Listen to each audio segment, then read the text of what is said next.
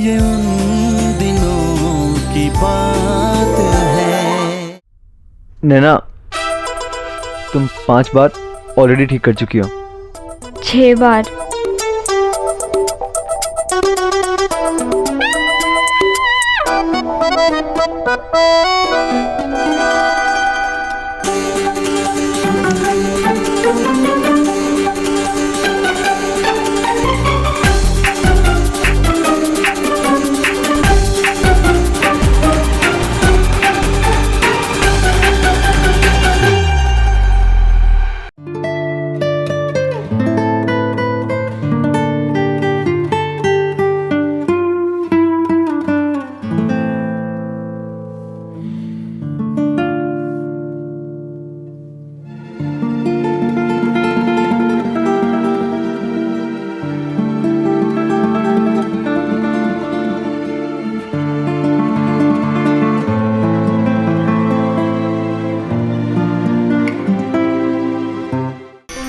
उस दिन जितनी परेशान नैना थी उतना ही परेशान मैं भी था। मामा जी की कड़वी बातें मेरे कानों में गूंज रही थी, लेकिन मैंने वो सब नैना पे जाहिर नहीं होने दिया, बल्कि मैं नैना को डिस्ट्रैक्ट करने के लिए उसे इरिटेट करने लगा। क्योंकि नैना ही मेरी असली खुशी थी और किसी दूसरे के गुस्से की वजह से अपनी असली खुशी को कभी परेशान नहीं किया जाता, कभी नहीं। कौन था भैया? वो अखबार वाला था भैया जी, बिल देके गया है।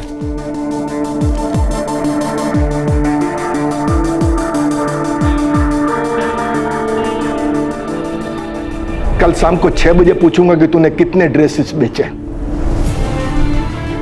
2 ड्रेसेस के ऊपर अगर तूने बेचा ना बेटा, तो मैं खुद होके तेरे बुटीक में सेल्समैन की जॉब करूंगा।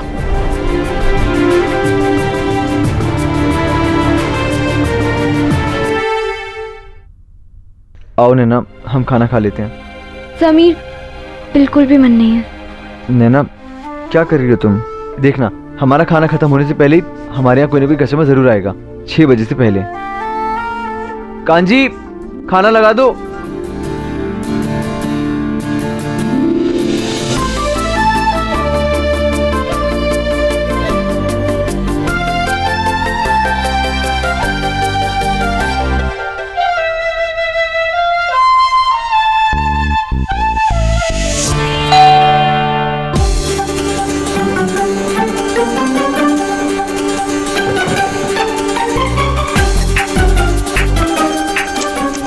समायना बुटीक जी नमस्ते। आइए आइए आइए आइए आइए।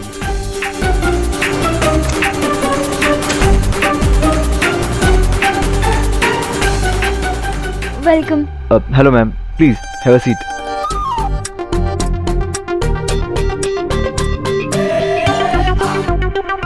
कांजी, तू जब तक कोल्ड ड्रिंक लेके आ। हाँ जी। एक बढ़िया सा सूट दिखाइए। आंटी जी, अगर आपको थोड़ा हैवी में चाहिए ना, तो आप ये देखिए, ये देखिए, और ये एकदम लेटेस्ट डिजाइन है। और अगर आपको थोड़ा सा कैजुअल में चाहिए तो आप ये देख सकते हैं। ये देखिए, और ये भी, ये देखिए, ये आप पे बहुत अच्छा लगेगा। वैसे आंटी जी, आपकी बहू है क्या? हाँ है, क्यों? देखना, वो आपको इस सूट में देखकर ना एकदम जल बन जाएगी। अच्छा, तो फिर ये पैक कर दीजिए। कांजी, जल्दी आइए ना। ये लीजिए, ठंडा।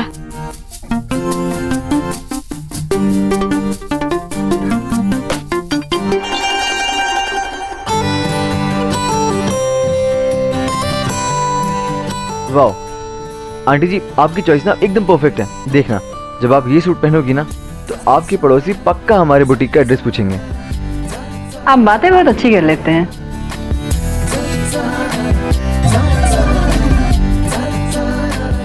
आंटी जी, पैक कर दूं? अपने मुंह मियाँ मिट्टू नहीं बन रहा, लेकिन मेरा चार्म शुरू से ही हर किसी को इम्प्रेस कर देता था, खास करके लड़कियों को। हालांकि उस दिन भी लेडीज पे मेरा चार्म का जादू चला, लेकिन फिर बहुत जल्द समझ में आ गया कि बिजनेस चार्म से नहीं, किस्मत से चलता है। नैना, आंटी को special 10% discount. Oh, thank you.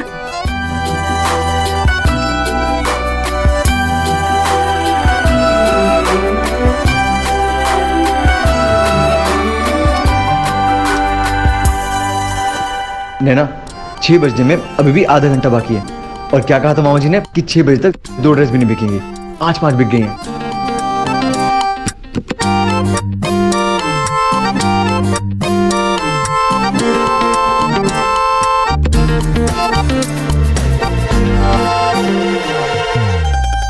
ले बापा सीताराम।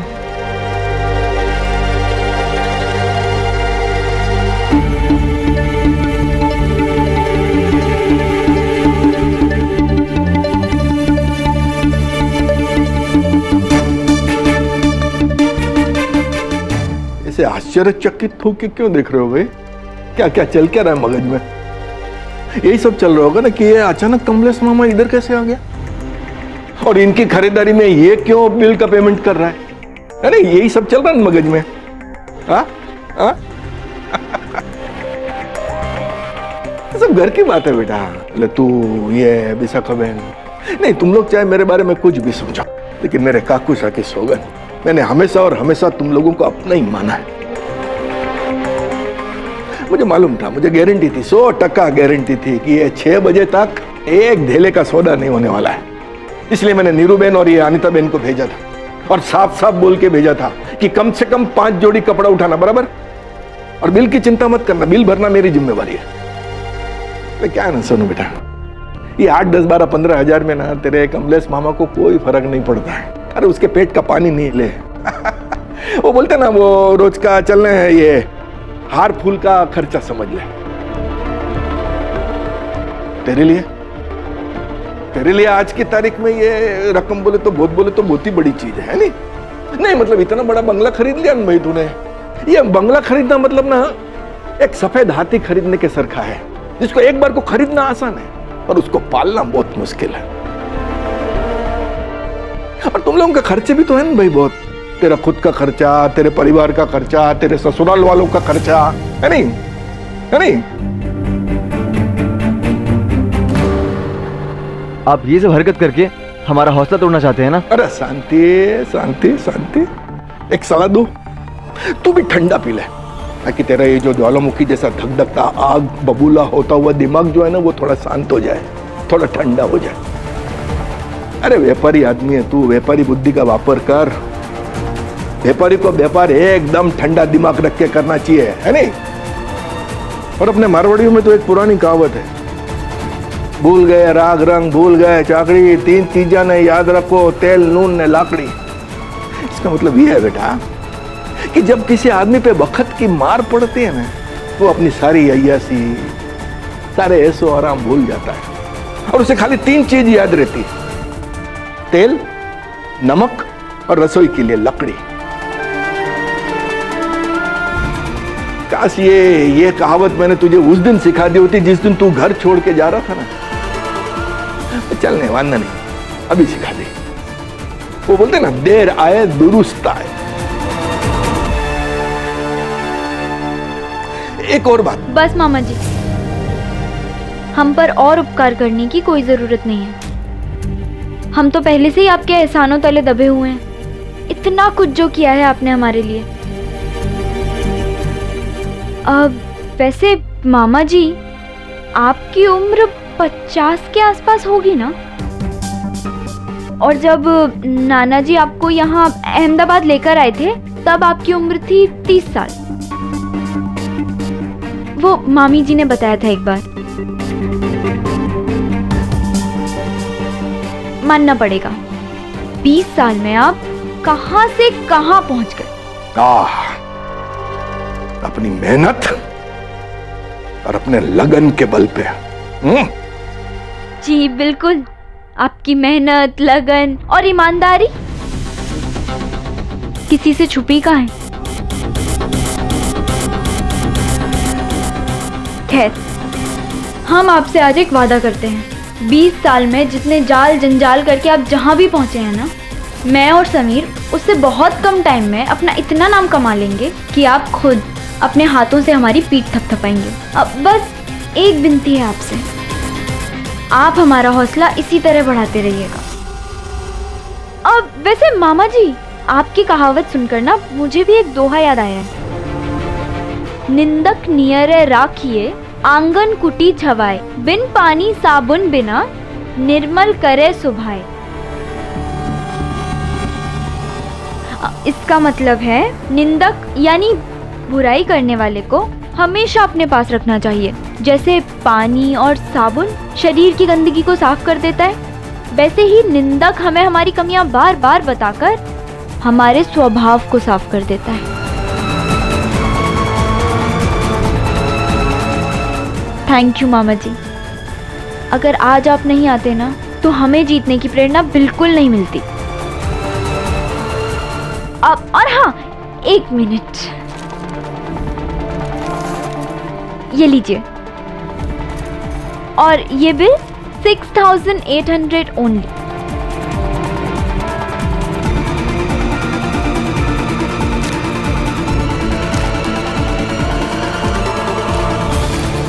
नीरूबेन, अनिताबेन, चालो।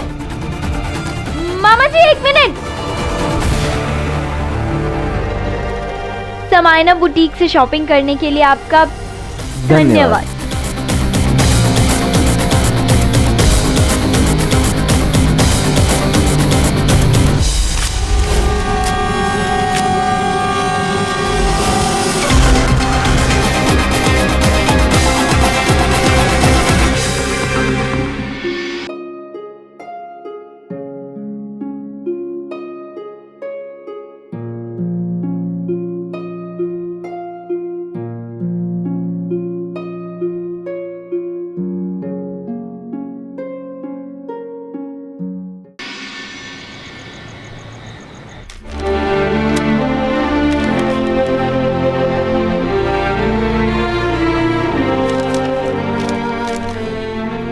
ये वाला बढ़िया है। प्रीति, प्रीति जल्दी आ बेटा। बोलो मम्मी। प्रीति ये कार्ड देख, बढ़िया है ना? शर्मा क्या रही है, देख तो पहले।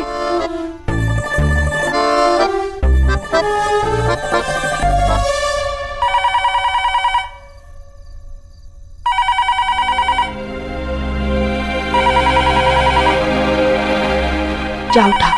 मैं क्यों उठाऊं, आप उठाओ ना। अरे बेटा जा के उठा ना, मुंबई से शुभम जी का फोन आएगा। जा। क्या? आपको कैसे पता? इसका जवाब मैं देती हूँ। उस दिन चाची जी को बिना फोन उठाए फोन करने वाले का पता चल गया था, क्योंकि उन दिनों एसटीडी कॉल की घंटी ही अलग हुआ करती थी। तभी तो एसटीडी वाली लंबी सी घंटी सुनकर प्रीति के दिल में घंटियां बजना शुरू हो जाती थी। अरे बेटा गप्पे लड़ाने मत बैठ जाना, उनका एसटीडी का बिल बढ़ जाएगा।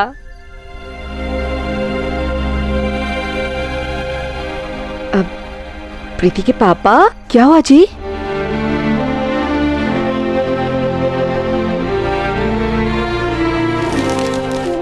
भगवान झूठ ना बुलाए जी। अगर आपको ये सब कार्ड पसंद नहीं आ रहा है तो गुप्ता जी को कहकर और भी कार्ड का सैंपल मंगवा लेते हैं ना। मेरा कार्ड बहुत अच्छे हैं तो लेकिन रिश्ते खराब हो गए हैं। शादी के कार्ड में बड़ों का नाम होता है, उनका आशीर्वाद होता है, लेकिन प्रीति की शादी के कार्ड पे सब कुछ होने के बावजूद उसका कार्ड अधूरा सा लगेगा। जैसे नैना की शादी में सब कुछ होने के बावजूद बहुत कुछ अधूरा था। भाई से भाभी जी को तो छोड़ो, उसका अपना भाई, उसके अपने पिता उसे आशीर्वाद देने शादी में नहीं आ पाए। हमारी बेटी की शादी में कोई कड़वाहट, कोई विघ्न ना पड़ जाए। प्रीति के पापा फिक्र मत करिए जी, सब ठीक होगा। हाँ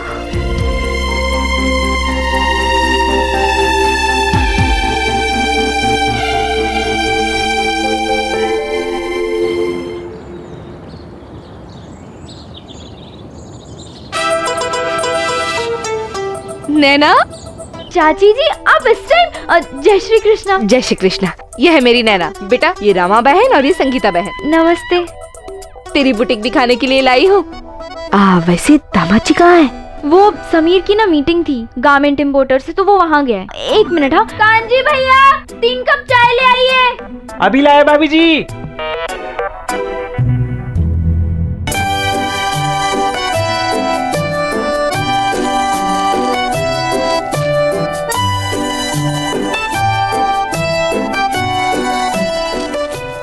नैना को स्कूल में मार्क्स की रीकाउंटिंग करवाने के लिए बिना सांस लिए पटर पटर पटर बोलते कई बार देखा था। जितना जोश वो तब दिखाती थी, ठीक उतना ही जोश वो उस दिन भी दिखा रही थी, साड़ियां बेचते हुए।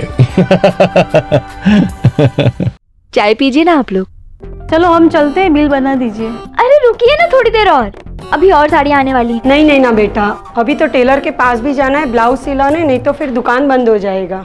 जी मैं बस बिल लेकर।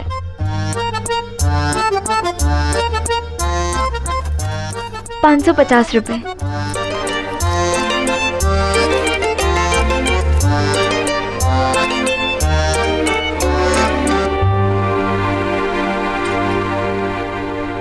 थोड़ी देर और रुक जाती तो और सेल हो जाती। भगवान झूठ ना बुलाए बेटा, लगता है तू अपना टाइम भूल गई। जैसे तुम दोनों के लिए मैं सूट लाती थी, तू और प्रीति सबसे पहले टेलर के पास ही तो भागती थी। हाँ चाची जी आइडिया, अगर हम हमारे बुटीक में कपड़ों के साथ साथ टेलर भी रखे तो। अरे वाह, भगवान झूठ ना बुलाए बेटा, मतलब तेरा ये बुटीक ना एकदम जोरों शोरों से चलने लगेगा। मतलब लोग यहीं से कपड़े खरीदेंगे और उन्हें टेलर भी यहीं मिल जाएगा। वाह बेटा। एक काम करती हूँ, मैं ना अपने वाले टेलर से बात करती हूँ तेरे लिए। हाँ ठीक है बेटा, मैं चलती हूँ, घर पे बहुत काम है। हाँ जी खुश रहे।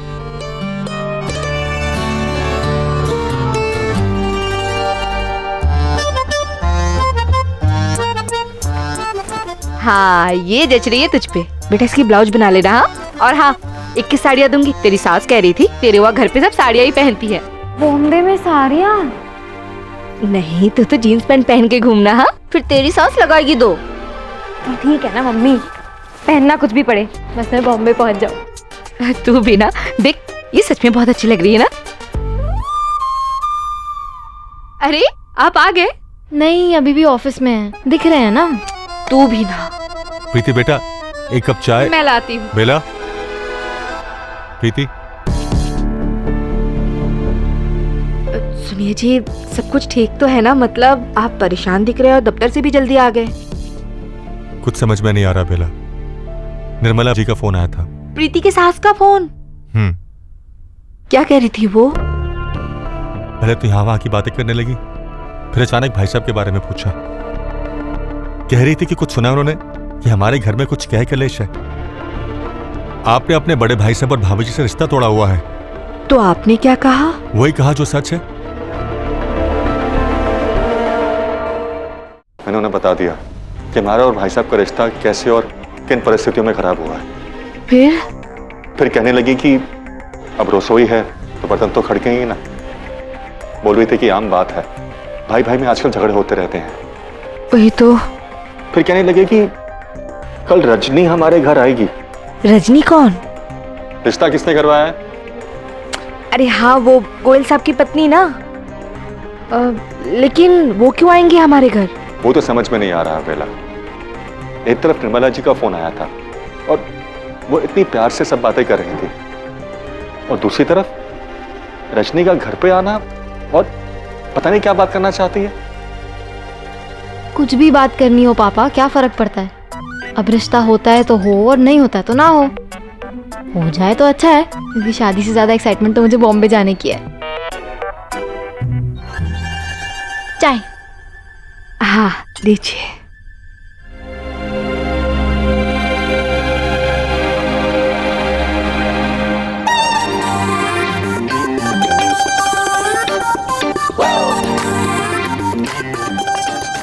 कहाँ पे लिखूं? यहाँ लिखूं या यहाँ लिखूं? ब्लू कलर ठीक रहेगा ना? नैना तुम ये सब क्या कर रही हो? समीर सुनो, अब ना हमारे बुटीक में सिलाई भी होगी। मेरी ना चाची जी ने सुबह सुबह टेलर से बात करवा दी थी। हमें ना जो कस्टमर्स आएंगे बस उनका नाप लेकर रखना है। टेलर सुबह शाम आएगा और सारे कपड़े लेकर जाएगा और 2-3 दिन में बनाकर सिलकर एकदम रेडी करके हमें वापस दे देगा। अब तुम देखना, हमारा बुटीक ना चलेगा नहीं, दौड़ेगा। तुम पागल हो गई हो नैना? नैना हम ये बुटीक खोल रहे हैं, कोई दर्जी की दुकान नहीं। लेकिन समीर। नहीं मतलब नहीं। समीर तुम समझ क्यों नहीं रहे हो? अगर हम टेलर नहीं रखेंगे तो हमारा बिजनेस आगे कैसे बढ़ेगा? नैना तुम ये मामा जी की तरह बातें क्यों कर रही हो? बिजनेस आगे कैसे बढ़ेगा? और तुम जानती क्या हो बिजनेस के बारे में? तुम तो ऐसी बातें करो जैसे तुम्हारे घर में सब लोग बिजनेसमैन हैं।